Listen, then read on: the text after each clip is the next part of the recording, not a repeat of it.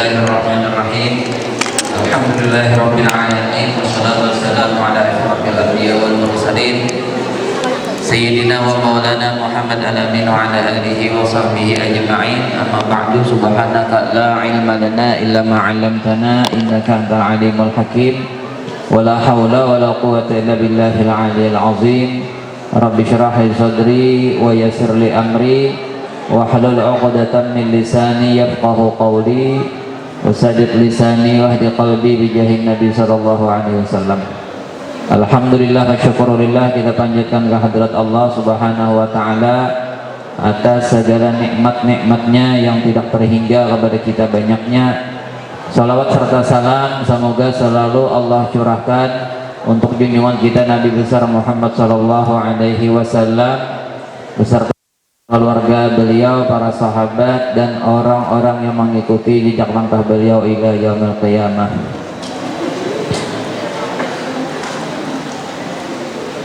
Para jamaah sekalian yang ulun hormati, pada pertemuan kali ini di sini ulun akan membicarakan berupa tentang sholat sembahyang.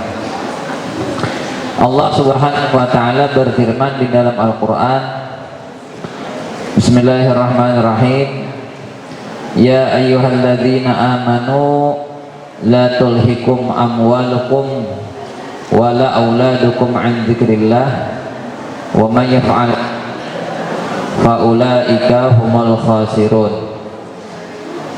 Allah ta'ala berfirman dalam Al-Quran, wahai orang-orang yang beriman,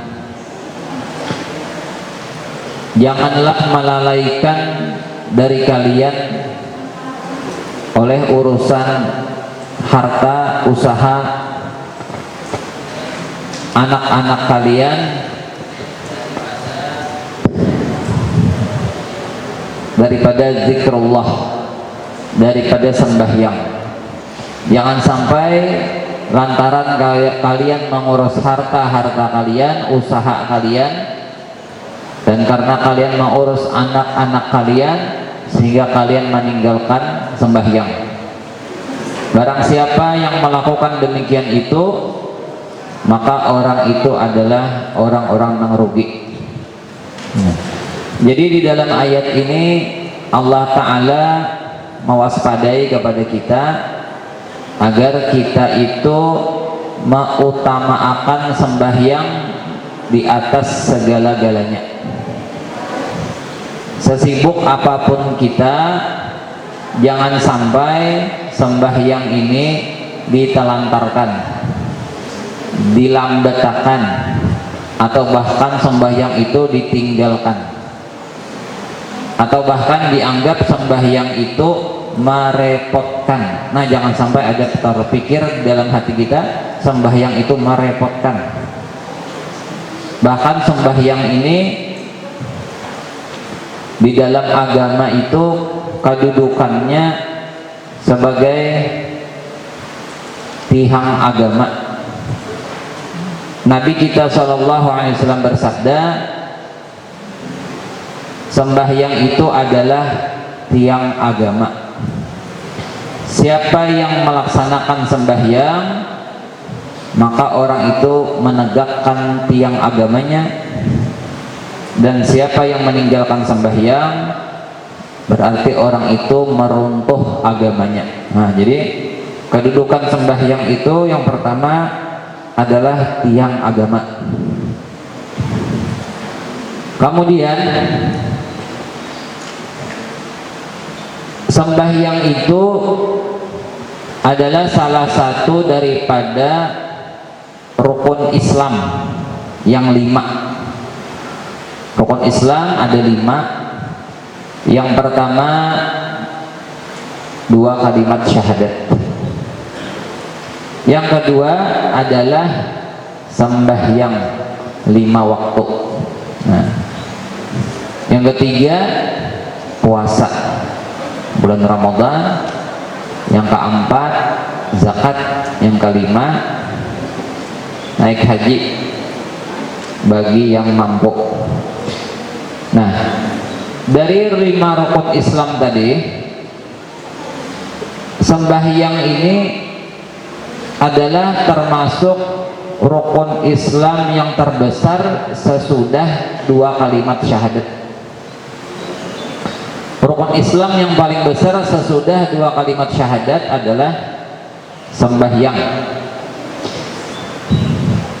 Dalam keadaan bagaimanapun, sesibuk apapun, dimanapun berada, apabila sudah sampai waktu sembahyang, dilaksanakan sembahyangnya selama akalnya masih normal. Beda kalau puasa. Kalau puasa itu bisa aja kada wajib, misalkan karena orangnya gila gitu, atau misalkan karena tidak mampu, dalam keadaan sakit boleh kada puasa, tapi kayaknya diqadha puasanya. Zakat, kalau hartanya kada cukup, kada berzakat. Kemudian yang kelima, haji, kalau ternyata kada mampu naik haji, kada wajib naik haji. Tapi sembahyang,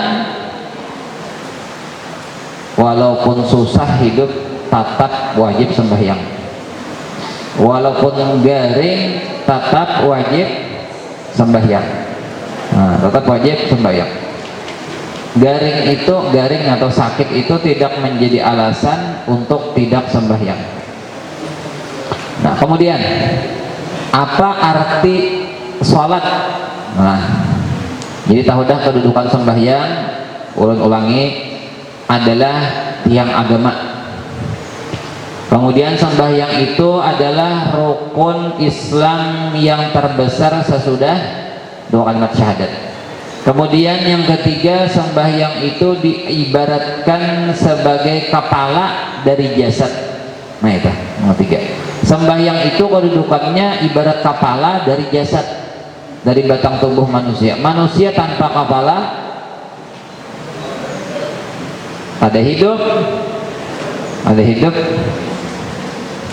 Kayak itulah sembahyang, apabila orang itu kada sembahyang berarti agamanya itu mati. Mirip seperti orang kafir jadinya. Pentingnya sembahyang itu. Kemudian bagian kedua, arti dari sembahyang. Sembahyang itu bahasa kita, kalau bahasa Arabnya sholat. Secara bahasa, di dalam bahasa Arab, sholat itu artinya adalah berdoa dengan kebaikan. Berdoa dengan kebaikan. Itu arti sholat dalam bahasa. Kemudian arti sholat menurut syara atau syar'i, menurut agama, yaitu adalah beberapa ucapan dan beberapa perbuatan yang dimulai dengan takbir dan disudahi dengan salam. Yang dimulai dengan takbir dan disudahi dengan salam. Pada kebanyakannya. Karena ada sembahyangnya itu yang kada memakai perbuatan, cukup ucapan aja. Contohnya sembahyang jenazah. Nah, makanya tadi ada sambungannya, pada kebanyakannya sembahyang itu dimulai dengan perkataan dan perbuatan-perbuatan. Nah, dimulai dari takbir. Jadi perkataan-perkataan atau bacaan-bacaan, perbuatan-perbuatan yang dimulai dengan takbir disudahi dengan salam pada kebiasaannya. Nah, itulah makna atau arti sholat menurut bahasa dan menurut syar'i atau syara atau agama. Kemudian, kapankah sembahyang 5 waktu ini difardukan oleh Allah Subhanahu wa taala? Jawabannya, sembahyang 5 waktu difardukan oleh Allah ketika Nabi dimi'rajkan, di-Isra dan dimi'rajkan. Tepatnya ketika Nabi dimi'rajkan.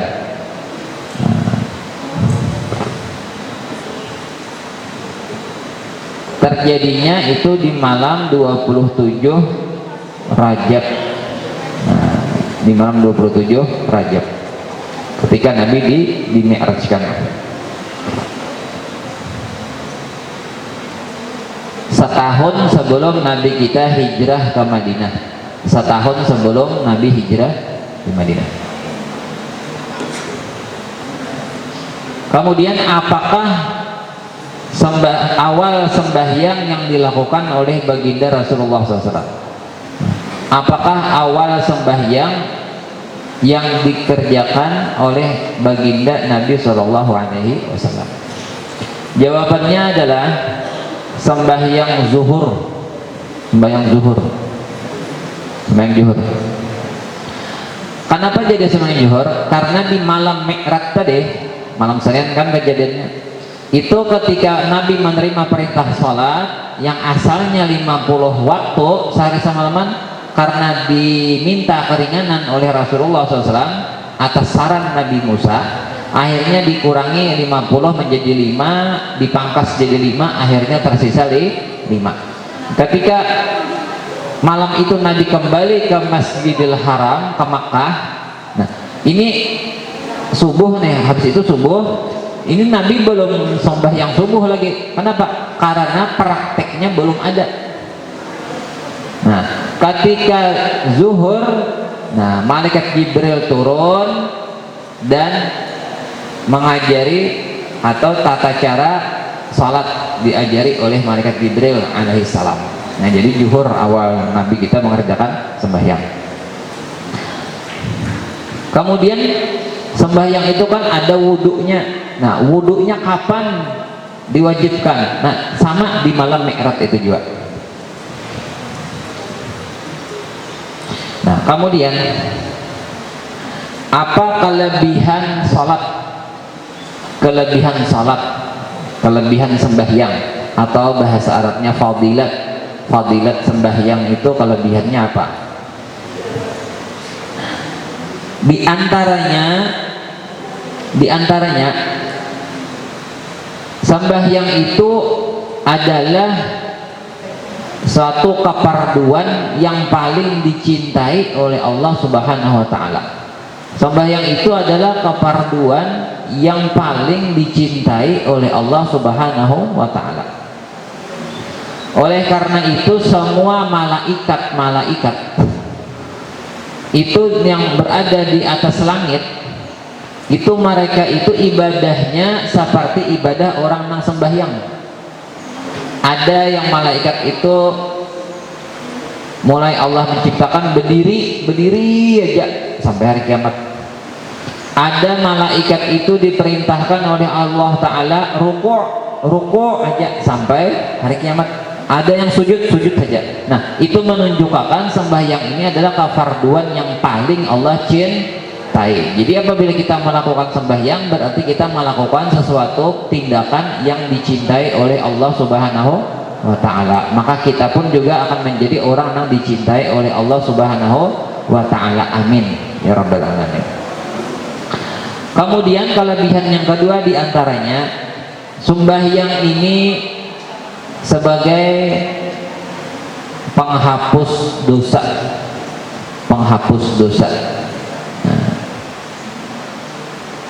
Nabi kita SAW bersabda, ujar Nabi, seandainya di depan rumah kalian ada sungai yang airnya bersih, dalam, lalu kalian mandi di sungai itu sehari 5 kali, apakah masih ada tersisa kotoran di badan kalian? 5 kali sehari mandi. Maka dijawab oleh para sahabat, tidak ada lagi kotoran di badan kami wahai Rasulullah. Nah, ujar Rasulullah, begitulah gambaran sembahyang 5 waktu yang kalian kerjakan, itu akan menghilangkan dosa-dosa kalian. Nah,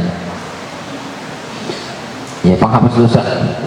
Kemudian kelebihannya yang ketiga, diantaranya aja lah, diantaranya nomor 3, sembahyang itu adalah pintu rizki yang paling besar. Nah, pintu rizki yang paling besar adalah sembahyang. Allah Subhanahu wa taala berfirman dalam Quran, wa'mur ahlaka bis-sholati wastabir 'alaiha la nas'aluka rizqa nahnu narzuquka wal 'aqibatu littaqwa, yang artinya wallahu a'lam, perintahkanlah keluarga kalian sembahyang dan bersabarlah atasnya. Sembahyang ini punya kada sabar kada tegawi karena bercampur kuler. Sembahyang ini kuler, apalagi subuh misalnya. La nas'aluka rizqa, ujar dalam sambungan ayatnya, aku tidak meminta rizki kepada kalian, kan akulah ya Tuhan, kamilah yang akan memberi rizki kepada kalian, dan surga itu untuk orang yang bertakwa. Nah, jadi artinya sembahyang ini adalah pintu rezeki yang paling besar adalah sembahyang. Kalau bahasa daerahnya telah ikam jer Tuhan, kada usah bangalih-ngalih mencari rezeki, memikirkan rezeki itu kan ngalih-ngalih, sembahyang aja bujur-bujur sesampurna-sampurna sembahyang, pujamin urusan rezeki mudah aja. Itu bahasa kampungnya tah.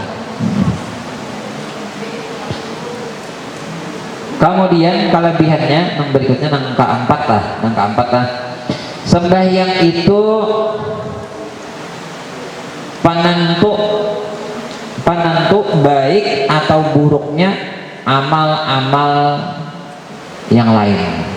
Penentu baik atau buruknya amal-amal yang lain. Nanti di hari kiamat, nah, dan kita selamat bertaan, yang dihisap, diperhitungkan pertama kali adalah sembahyang. Apabila sembahyangnya baik, bagus, maka amal ibadah yang lain diterima. Tapi sebaliknya, apabila sembahyangnya rusak,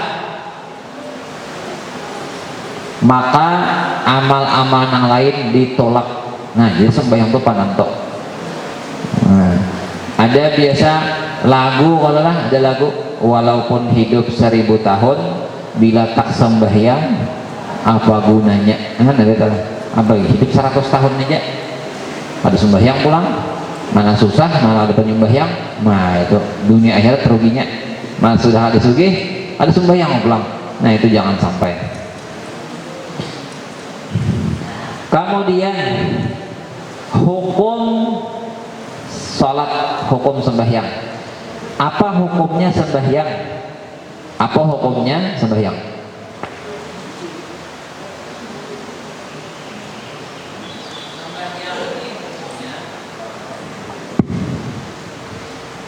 Hukumnya ada wajib, ada hukumnya sunat, ada yang hukumnya sunat. Yang wajib ini pulang terbagi dua, ada yang hukumnya fardu ain atau wajib ain ngarannya, ada wajib kifayah atau fardu kifayah. Yang sunat, ada sunat yang ditekankan, sunat muakkad bahasa Arabnya, ada sunat yang biasa.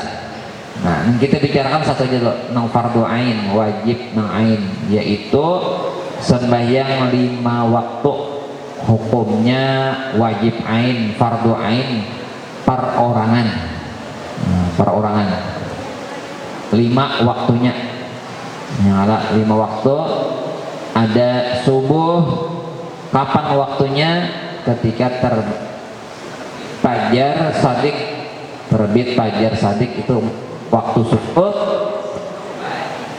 sampai terbit matahari, itu waktu subuh.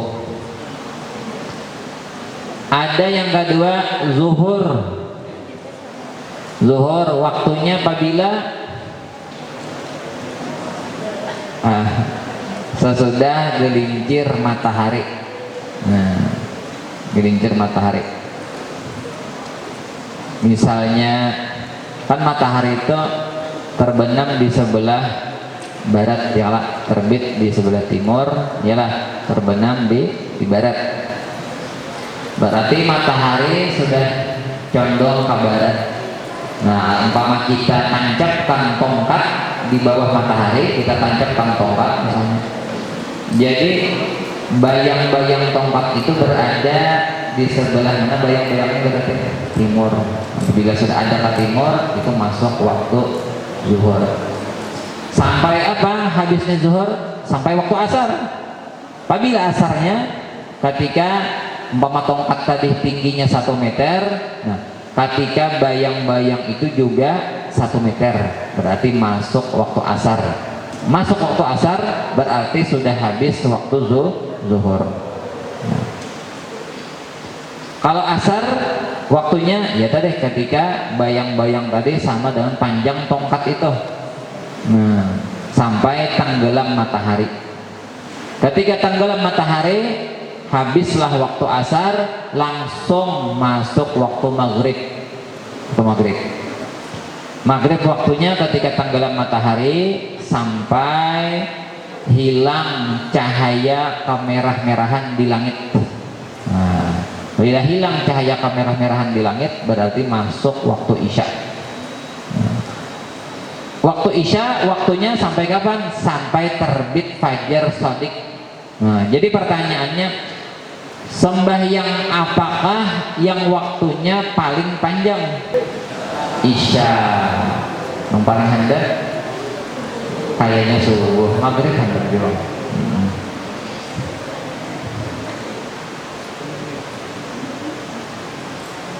Nah, jadi hukumnya wajib. Apa arti wajib? Apa arti wajib? Kan sembahyang 5 waktu, wajib ain atau fardu ain. Apa arti wajib? Hah? Harus dikerjakan apa gitu? Iya, arti wajib itu sesuatu yang apabila dikerjakan berpahala dan apabila ditinggalkan berdosa. Dosa itu ancamannya siksa neraka. Jadi dosa itu sama dengan siksa, atau lebih keras lagi, dosa itu sama dengan neraka.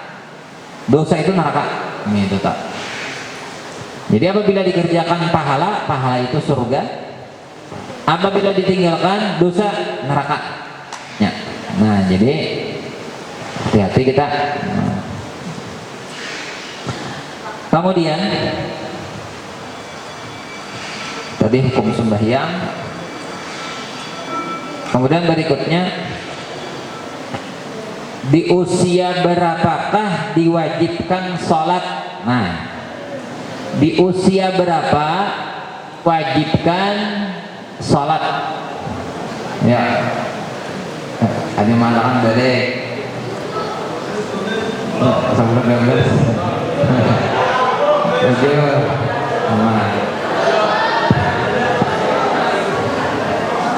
Jawabannya adalah saat kita itu balik. Nah, di usia saat seseorang itu balik. Nah, pertanyaannya, apa tanda-tanda balik? Hah? Mimpi basah. Nyaguring di bawah anu pondok di tengah pauman bisa kebasahan ya. Ada 3 tandanya sudah balik. Apabila salah satu dari 3 ini ada, berarti balik. Berarti ketiganya ada. Yang pertama adalah ihtilam. Tandanya balik yang pertama ihtilam. Ihtilam itu artinya keluar mani waktu guring atau bangun? Keluar mani lah. Lawan sperma, taulah. Apa ciri-cirinya mani?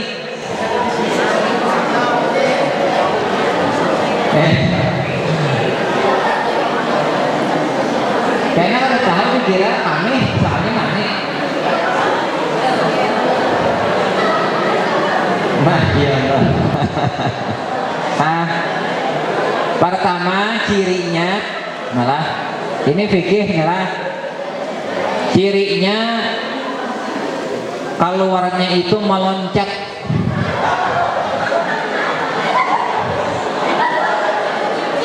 Yang kedua lah, keluarnya itu terasa enak lah. Nah, yang ketiga ini kalau pertanyaan jangan kalau kamu jawab. Yang ketiga apa? Keluarnya itu di saat bersyahwat.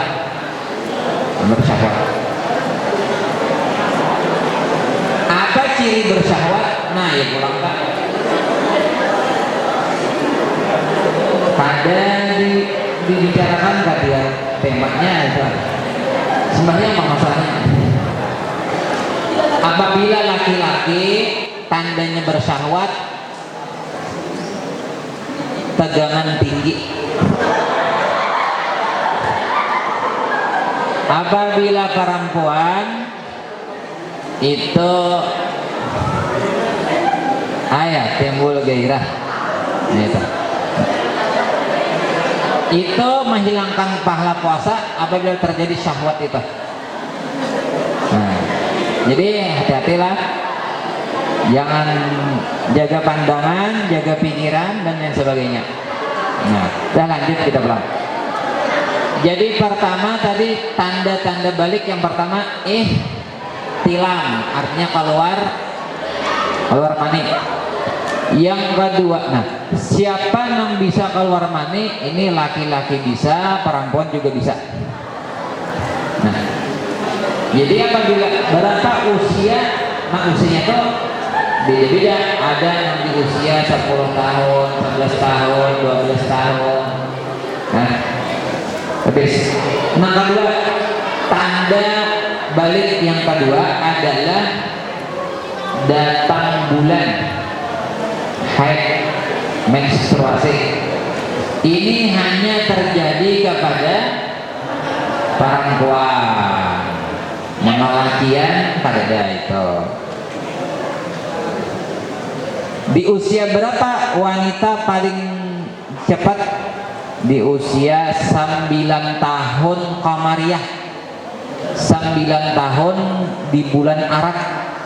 Nah itu paling cepat wanita itu menstruasi itu usianya 9 tahun Qamariyah. Kalau sekolah itu kelas berapa? SD itu ya 9 tahun kan? Kelas 4. Nah kelas 4 SD. Nah namun sudah kelas 10 ini pasti sudah. Kemudian tanda balik yang ketiga adalah dengan usia 15 tahun. Misalnya ada laki-laki atau perempuan, laki-laki atau perempuan ihtilam belum pernah, haid tidak pernah, usianya sudah 15 tahun, 15 tahun Qamariyah, bulan Arab bukan miladiyah, atau masih ini bukan 15 tahun, berarti orang itu baliknya dengan umur 15 tahun. Ini langka terjadi. Ini hanya terjadi kepada orang-orang yang diistimewakan oleh Allah Subhanahu wa taala. Di antaranya adalah almarhum yang mulia Abah Guru Sekongkol. Baliknya Sidin dengan umur 15 tahun. Beliau apabila mati kafir, su'ul khatimah, masuk nerakanya kekal abadi. Di antara penyebabnya mati su'ul khatimah, meninggalkan sembahyang. Nah, jadi hati-hati. Hati-hatilah, sembahyanglah dijaga. Nah, penting benar sembahyang itu, lebih penting dari makan, daripada minum, daripada harta. Sembahyang itu lebih penting daripada jabatan. Kemudian ada satu cerita di zaman Nabi Musa alaihissalam. Ada seorang perempuan datang, ada seseorang bercerita, orang ini bibinian perempuan datang kepada Nabi Musa, wahai Nabi Musa, ulun berbuat kesalahan. Kesalahan ulun pertama adalah ulun melakukan perzinahan. Nauzubillah min dzalik. Jadilah. Kemudian hamil dari hasil zina tadi. Setelah itu ulun melahirkan. Nah, dari anak hasil perzinahan tadi. Kemudian anak itu ulun bunuh. Jadi mana sudah berzina, kemudian sempat hamil dan anaknya dibunuhnya. Mendengar pengakuan dari wanita itu, Nabi Musa mengusir. Jadi Nabi Musa, ikan berjauh, cepat kamu menghindar dari sini. Aku takut akan ada api dari langit mengenai kami berataan. Kamu jauh, ikam pendosa. Lalu wanita tadi menangis karena menyesali kesalahannya. Dia menangis, akhirnya dia pergi. Nah, ketika itu turun malaikat Jibril. Ujar malaikat Jibril, wahai Nabi Musa, kan apa ini diusir? Ini menggawing ini kesalahan yang sangat fatal. Ujar malaikat Jibril, ada lagi yang lebih jahat, lebih besar dosanya daripada orang ia berzinah dan membunuh anaknya tadi. Apa wahai Jibril? Yaitu orang yang meninggalkan sembahyang. Itu dosanya lebih parah daripada orang yang berzinah lalu melahirkan dan dibunuh anaknya. Lebih jahat daripada itu orang yang meninggalkan sembahyang. Nah, jadi kadang-kala dianggap remeh sembahyang ini.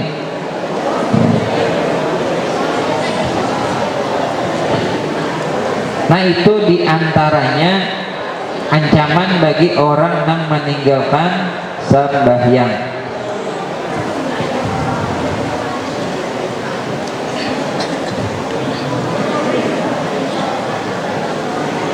Jadi kalau begitu apa hukumnya meninggalkan sembahyang? Haram. Haram hukumnya. Haram itu artinya apa? Kebalikan wajib. Dikerjakan berdosa, ditinggalkan berpahala. Kebalikan daripada wajib.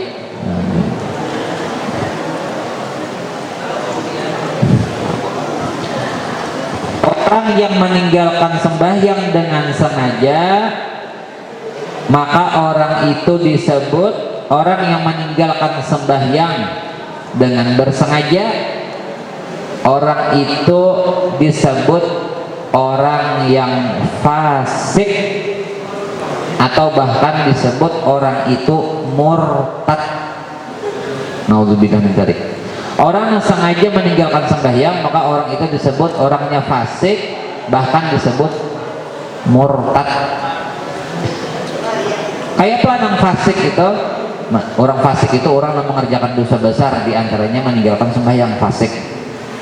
Apabila ia meninggalkan sembahyang dengan sengaja lantaran kuler, malas,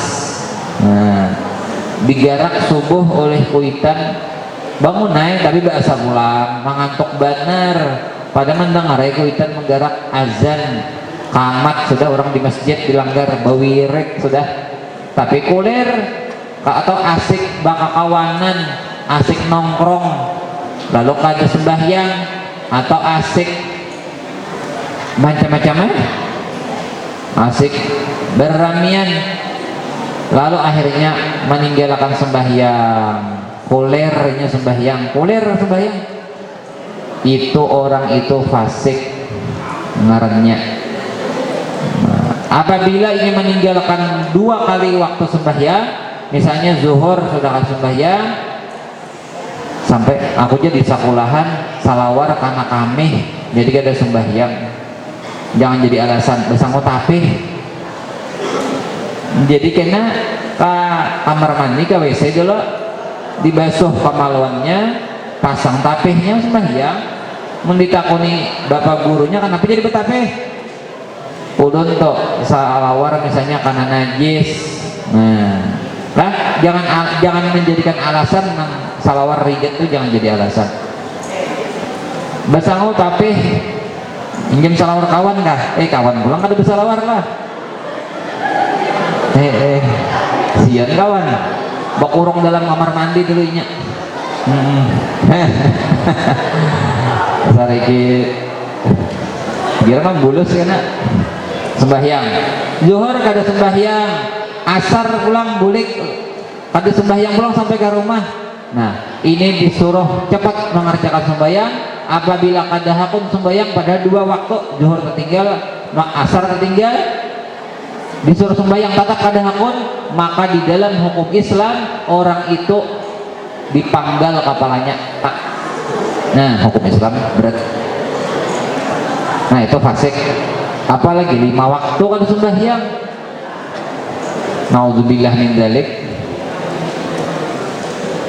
Hati-hatilah kalau ada ajaran membatamat sembahyang. Batamat sembahyang, orang batamat tuh kuntau ada batamat. Sembahyang ada batamat. Cari orang batamat makan aja, lawan batamat baudak HP. Jadi supaya ambil bamedsos, misalnya ada medsos lagi. Nah, kemudian nang dihukumi murtad itu orang yang sudah keluar dari Islam. Orang kayak apa? Orang yang meninggalkan sembahyang dengan sengaja dan inya meyakini bahwa sembahyang itu tidak wajib, dianggapnya sembahyang itu tidak wajib, dianggapnya sembahyang itu merepotkan, diremehkannya sembahyang itu. Nah, ini bisa menyebabkan murtad. Apabila murtad, hukuman Islam lah. Kalau diberlakukan hukum Islam tak potong leher, potong leher. Nah, apabila orang itu sudah murtad, maka diwajibkan inya itu mengucap 2 kalimat syahadat dan melakukan sembahyang, diqadha sembahyangnya. Sama halnya dengan orang fasik tadi, diqadha aja sembahyangnya. Diqadha, bukan dikada, dikada parah. Ini diqadha sembahyangnya. Nah, jadi apabila buhan pian lah ada rasa-rasa tertinggal sembahyang diqadha. Contoh yang tertinggal, misalnya bibinian mang datang bulan adalah bibinian lalakian kada bapak kada mendangare bibinian. Misalnya ini zuhur jam berapa, misalnya setengah 1, 12.30 misalnya lah, misalnya jam 12.30 sampai waktu zuhur. Misalnya sembahyangnya biasa jam 1 di sini, misal aja lah.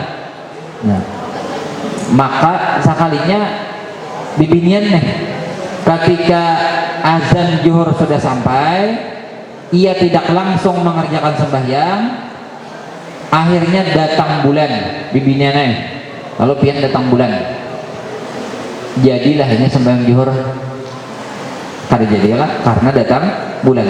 Nah, datang bulannya ini sesudah masuk waktu zuhur, sudah 5 menit 10 menit lah waktu zuhur masuk, lalunya datang bulan. Nah, ingat akan itu zuhur itu tadi itu kayaknya diqadha zuhurnya, paham lah, diqadha zuhurnya. Kenapa dia jadi diqadha?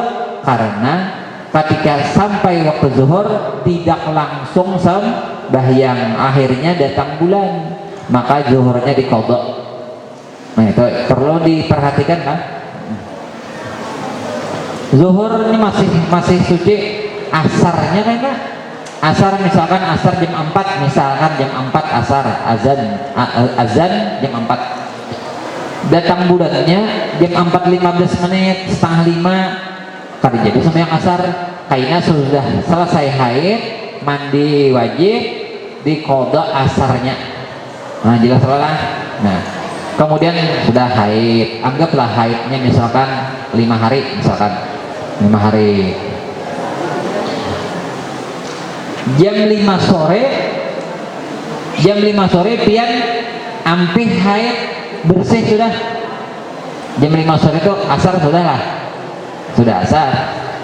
Maka pian mandi, bibinya mandi. Apa sembahyang yang dikerjakan? Asar di hari itu dan zuhur di hari itu, dan zuhur di hari lima hari sebelumnya waktunya kedatangan haid. Berarti tiga waktu, asar, zuhur, dan zuhur. Nah, bisa dipaham? Ulangi lah. Misalnya zuhur jam 12.30 misalkan, azan zuhur, kada langsung sembahyang jam 1 tahu sembahyang, sekalinya datang bulan.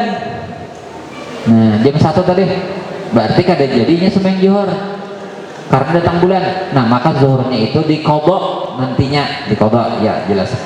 Anggap 5 hari datang bulannya, hingga sudah 5 hari bersihnya.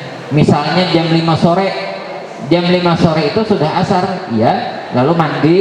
Sesudah mandi maka sembahyang asar hari itu dan diqadha zuhur nang hari itu. Kenapa diqadha zuhurnya? Karena asar dan zuhur bisa dijamak sembahyangnya. Habis itu apabila lagi diqadha zuhur di hari nang waktu datang haid kita. Nah, apa? Misalnya ulun kasih pertanyaan, amun pian paham, kau menjawab ini nah. Misalnya bibinian datang bulannya jam 10 pagi. Nah, jam 10 pagi datang bulan. Nah, apakah diqadha subuh atau zuhur? Iya atau tidak? Tidak. Alasannya karena waktu subuh sudah habis, waktu zuhur belum sampai. Aman. Anggap 5 hari datang bulannya. Nah, datang bulan bersihnya jam 8 malam. Itu isya lah sudah. Isya, mandi. Sembahyang apa habis mandi? Sembahyang apa? Isya dan mengqadha maghrib. Asar zuhur Bang? Kada, karena sudah habis. Jadi maghrib dan isya. Misalnya Bang lagi habis haidnya itu jam 4 dini hari sebelum subuh, mandi. Apakah sembahyang isya? Iya atau tidak? Iya, karena isya masih waktunya ada dan qadha maghrib. Nah, pertanyaannya lagi, misalnya selesai haidnya itu jam 10 pagi, jam kayak ini nah, contoh haid, mandi, adakah sembahyang yang diqadha? Ada, karena subuh sudah habis, zuhur belum sampai. Nah, itu jadi itu setiap bulan tuh diperhatikan apabila datangnya haid, apabila selesainya haid, supaya sembahyang ini penting. Nah, itu bimbingan malakiannya kada ada haitan paling bingusan. Ada di lalakian pada datang bulan. Nah, itu bakal gapit resrating salawar bener ya. Jadi badarahan. Kemudian tata cara sembahyang. Nah, sembahyang itu ada syarat wajibnya. Nah, ada syarat sohnya, ada rukun-rukunnya, ada pembatalnya, ada sunat-sunatnya.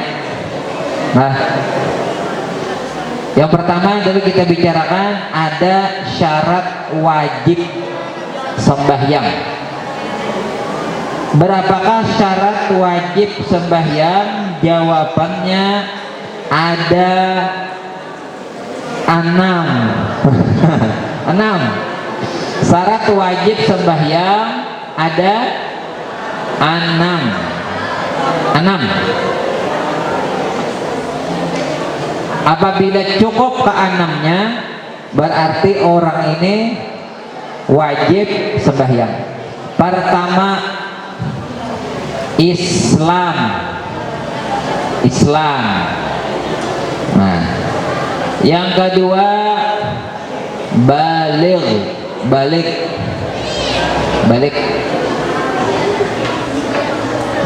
Balik itu apa, Jar? Aku menyahote. Balik itu apa, Jar? Balik itu apa, Jar? Puber lain. Puber ada puber kedua, ini balik yang kedua. Balik itu diserang ada tandanya terjadi kepada seorang itu 3 tandanya. Yang tadi pisahkan ihtilam, haid atau usianya 15 tahun. Itu disebut balik ngaranna. Asal mana balik itu sampai nanti balik itu sampai asal mana, bukan balik nang ember drum lain. Yang ketiga adalah sadar orangnya, atau bahasa lain berakal, sadar. Berarti lamunnya gila wajib lah. Ada lamunnya guring ada wajib. Siop pingsan ada.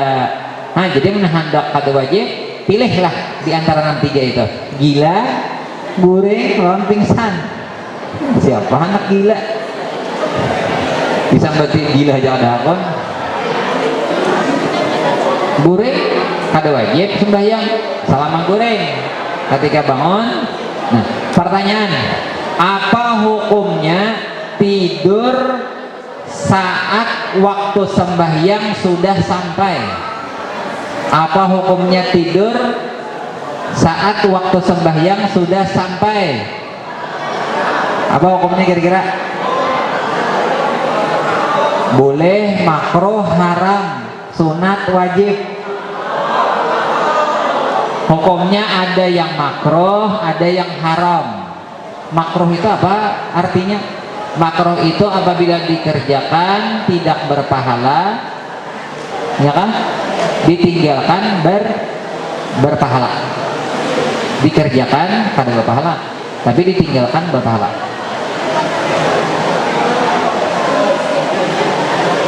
Apa yang makruh? Apabila inya itu guring sudah sampai waktu sembahyang dan inya terbangun sebelum habis waktu sembahyang. Misalnya bulik sakulah, mengantuk bener mata, jam 4 misalnya sampai ke rumah, guringnya dulu bangun 4:30, makruh guringnya itu. Bagus sih sembahyang nggak? Sembahyang itu berapa jam? Sembahyang berapa jam hanya tuntong? 5 menit. Talawas membukai Instagram, talawas membukai Facebook, bayang sama saja kulernya itu nang lawas. Ada sembahyang apa? Guring nang haram. Ketika guringnya ini sampai menghabiskan waktu sembahyang, waktu sholat.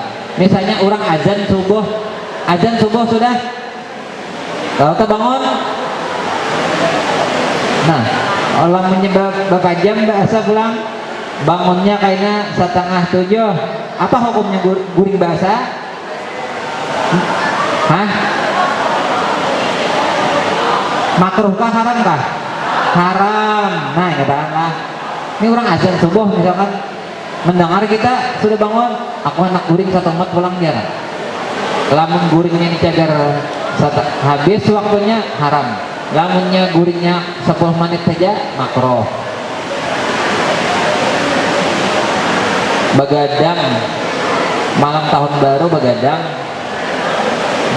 tungtung makan jagung, tungtung marandam mie, tungtung main bola 3:30 dini hari, parut kanyang, awak lapah, guring, bangunnya jam 10, badusa, itu haram hukumnya.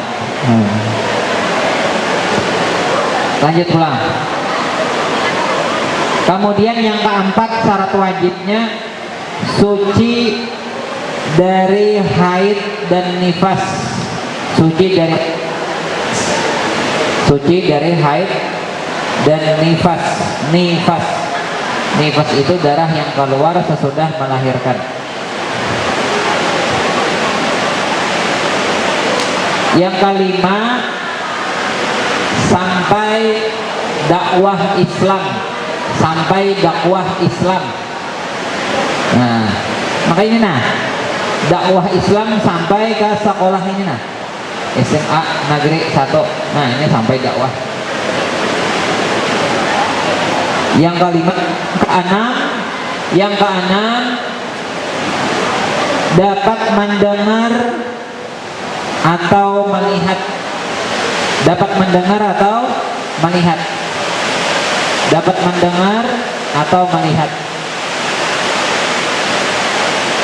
Jadi misalnya ada seseorang buta dari lahir, tapi yang bisa mendengar, tetap diwajibkan langsung sembahyang.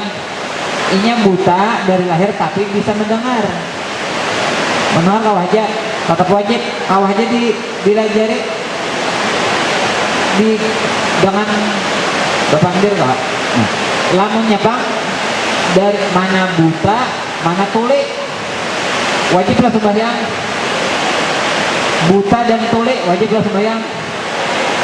Ada wajib kayak pemalajari, dipandiri kada mendengar, dipraktekkan, ada melihat. Nah, itu syarat wajib sembahyang ada berapa tadi? 6. Kemudian syarat sah sembahyang. Syarat sah sembahyang pulang. Syarat sah sembahyang ada 7. Syarat sah sembahyang ada 7. Yang pertama, masuk waktunya. Waktu sembahyang sudah masuk. Nah, lamunnya belum tahu lagi masuk waktu, lalu coba-coba sembahyang. Kita sudah tunang sembahyang, datang kawan, ikam datang di mana? Ujar kawan, aku datang di Masjid Nurul Falah. Maaf pak, sembahyang zuhur. Berarti aku pas hajat ya. Salah sembahyangnya tuh deh. Karena inya kada mengetahui masuk waktu, inya coba-cobaan aja. Yang kedua, menghadap kiblat.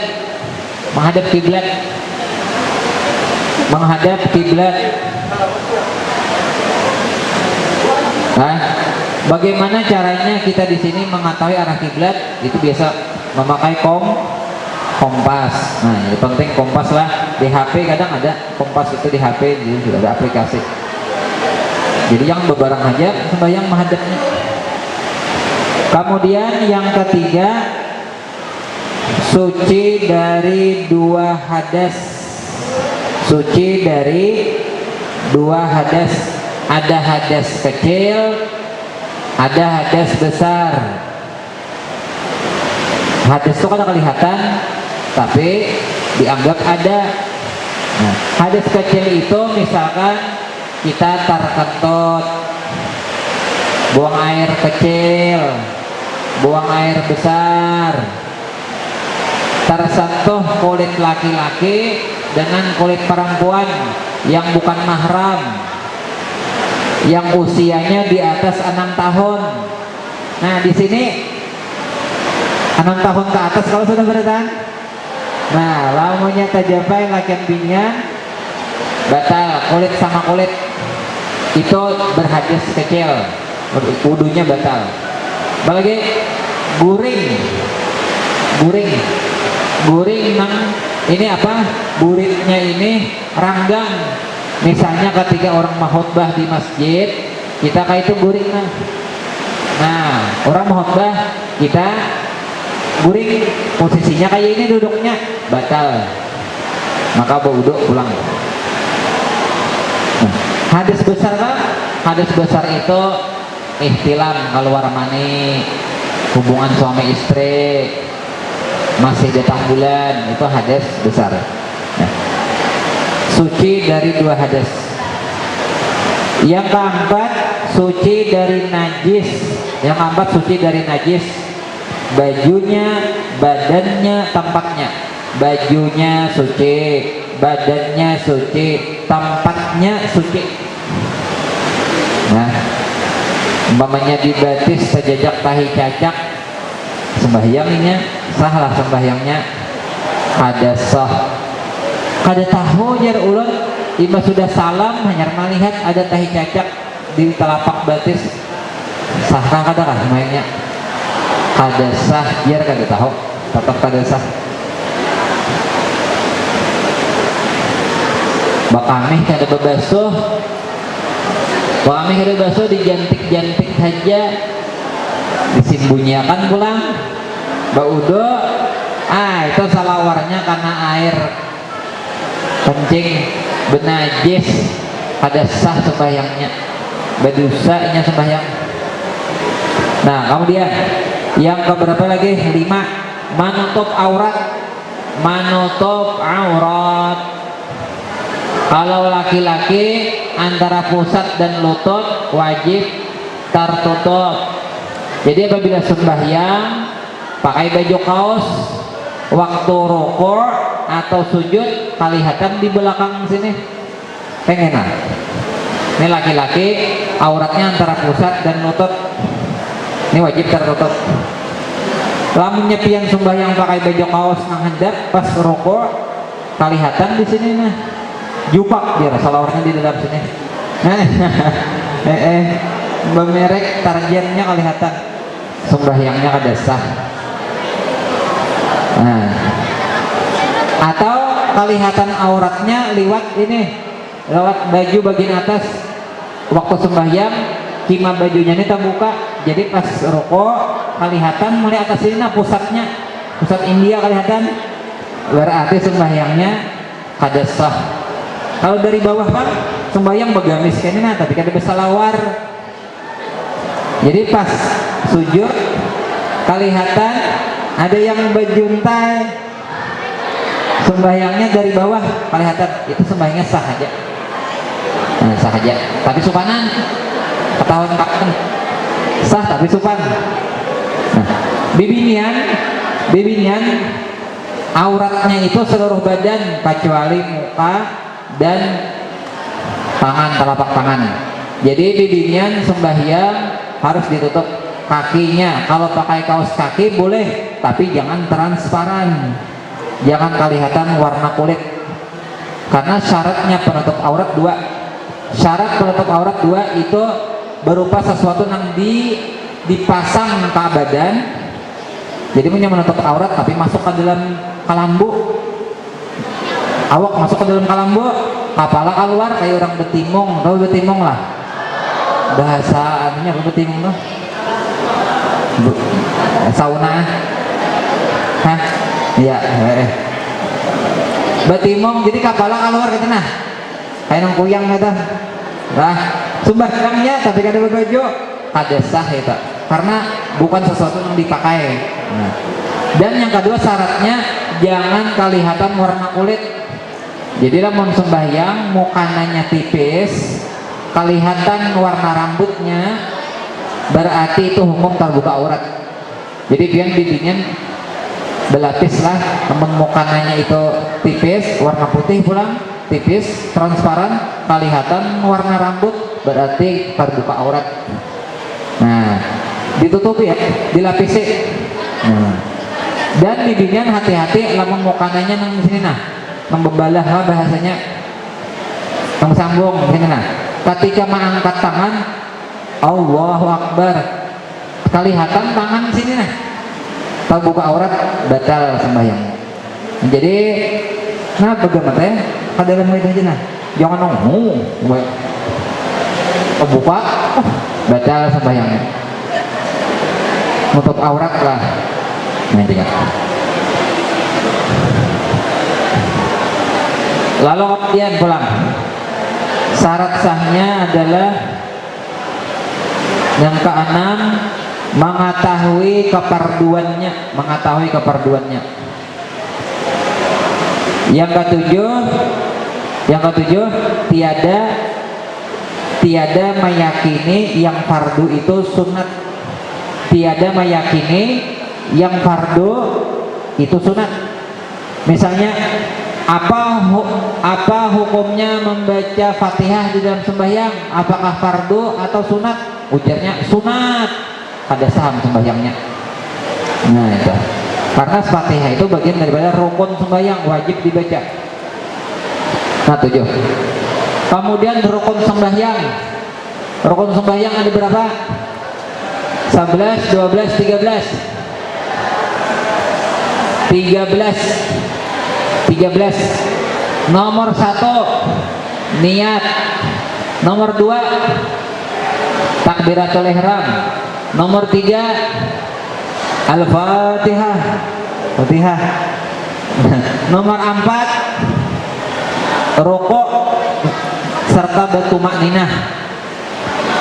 5 i'tidal serta tumakninah.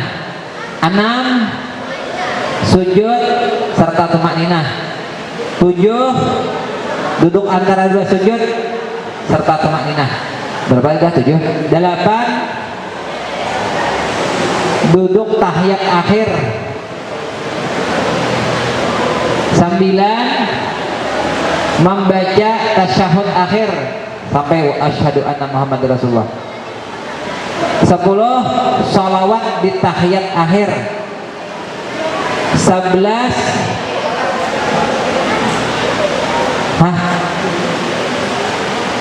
salam. Nah, ketinggalan apa nih ketinggalan? Berdiri lah tertinggal. Nah iya enggak, kita ulang. Pertama niat, yang kedua berdiri, nah yang ketiga takbiratul ihram, yang keempat Fatihah, yang kelima rukuk serta tumaninah, yang keenam i'tidal serta tumaninah, yang ketujuh sujud serta tumaninah, yang kedelapan duduk antara dua sujud serta tumaninah, yang kesembilan duduk tahiyat akhir, yang kesepuluh membaca tasyahud akhir, yang ke-11 salawat di tahiyat akhir, yang ke-12 salam pertama, yang ke-13 tertib.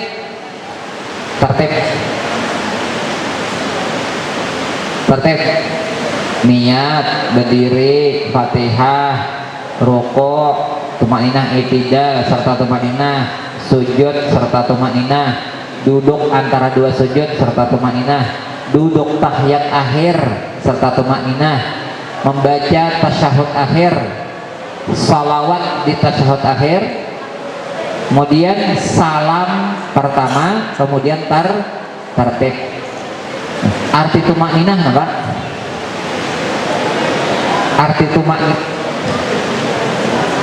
Arti tumaninah itu berdiam sejenak setelah bergerak. Diam sejenak setelah bergerak. Di mana rukunnya yang wajib tumaninah? Rukuk, i'tidal, sujud, duduk antara dua sujud. Contohnya tumaninah. Misalnya kita berdiri, lakum dinukum waliyadin, Allahu Akbar. Nah rukuk berdiam sekadar lawasnya membaca subhanallah. Nah, diamnya ini nah, diam, lawasnya begini sekadar membaca subhanallah. Nah, apalagi bacaan kita subhana rabbil azim wa bihamdihi 3 kali. Nah, tapi berdiam, lampunya kayak ini. Nah, aja. Ya Allah alhamdulillah. Allah bertumakninah lah rukuknya. Kada i'tidalnya bang, kada bertumakninah, kada sah sembahyangnya. Jadi sudah rukuk berdiam, sami Allahu liman hamidah, diam. Nah lawasnya diam ini sekadar lama membaca, sekadar lamanya membaca subhanallah handap aja, durasinya itu singkat aja. Hanya sujud batu maninah, duduk antara dua sujud batu maninah.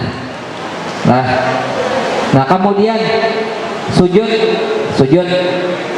ini wajib 7 anggota nang diletakkan di lantai.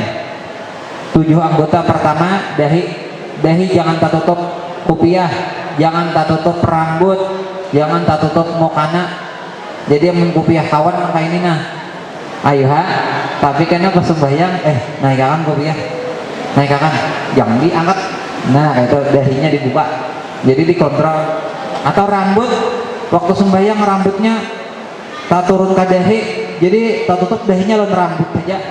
Nah waktu sembahyang kayaknya ditatak dulu rambutnya, atau diikat, atau dikupiahi.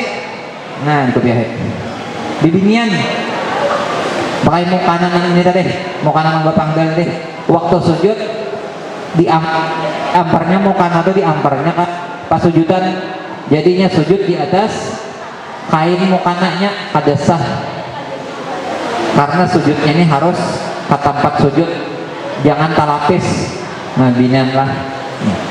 Nah kembali ke aurat lah. Inilah bagian bawah dagu ini aurat. Nah jadi lamun sembahyang bagian bawah dagu ini kelihatan terbuka aurat. Jadi bemukana itu bujur rapi. Nah sampai ini dagu sini. Nah amun di bawah dagu ini terbuka ketika sembahyang ada sah sembahyangnya di bawah dagu. Nah itu enggak. Jadi perlu bujur mukananya bisa mau piduk baju kah apakah barangnya itu nah. Kapitan baju kah kapitin Nah itu sembahyang, rukun sembahyang. Kemudian pembatalnya sembahyang diantaranya misalnya terbuka aurat, batal sembahyang. Kemudian apa lagi? Bakantut misalnya, batal sembahyang. Apalagi diantaranya pembatal sembahyang keguguran najis. Misalnya orang sembahyang gugur tahi cacat, tak basah, kalau tahinya nyanyer behira tak basah, langsung dibuang. Ada basahnya di tangan itu nah itu najis, batal sembahyang. Apalagi bergerak 3 kali berturut-turut sembahyang, misalnya kayak apa ya lah contohnya bergerak 3 kali itu misalkan membayang mengusahakan rambut kan harus sembahyang. Nah 1, 2, 3 nah batal sembahyang atau sembahyang aja. Nah bayang ayo raka serakal. Nah itu batal sembahyang 3 kali berturut-turut. Tatawa sembahyang batal. Sawat keluar 2 huruf, apabila tatawanya keluar 2 huruf batal sembahyangnya. Nah itu diantara pembatal sembahyang.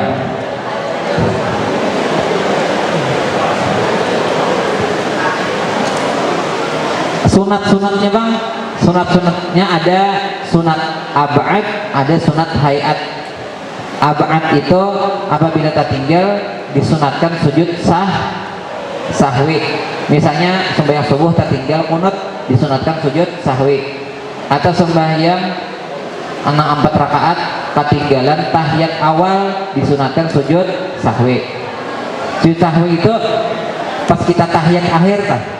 Nah sebelum kita salam sujud 2 kali berniat sahaja sujud sahwi, sujud duduk sujud lagi bertumaninah duduk.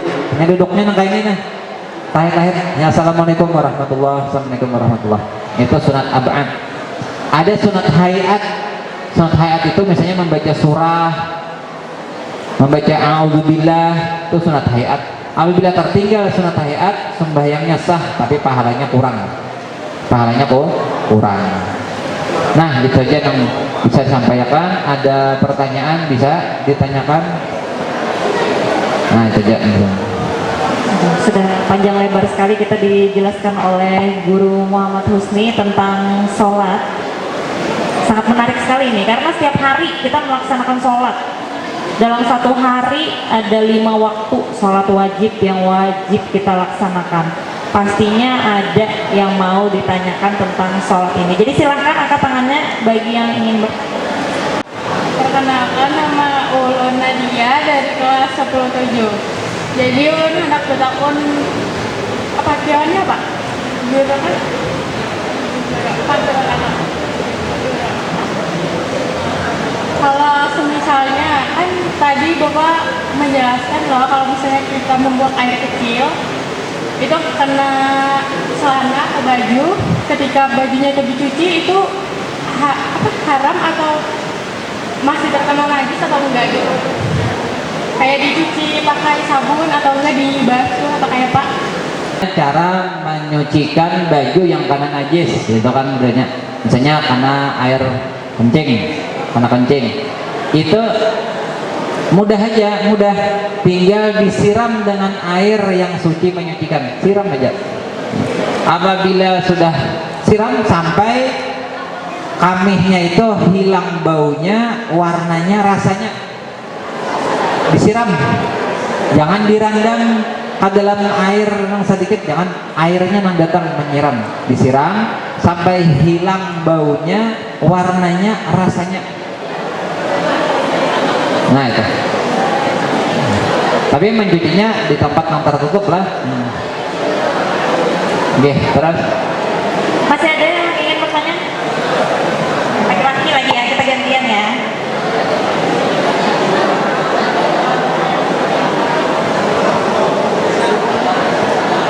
Assalamualaikum warahmatullahi wabarakatuh. Izin bertanya Bapak, tadi kan disebutkan kalau tadi itu kan ada misalkan tuh kita ketika sholat zuhur kita lupa tasyahud awal, kan kita kan dianjurkan untuk sujud sahwi. Kira-kira bagaimana bacaan sujud sahwi? Apakah sama seperti bacaan sujud? Itu saja Bapak, terima kasih. Bagaimana bacaan sujud sahwi? Itu bacaannya yang khusus subhana man la yanamu wa la yashu. Kalau kita hafal, kalau kita kada hafal bacaannya seperti bacaan sujud yang biasa, subhana rabbiyal a'la wa bihamdih 3 kali. Nah itu tuh.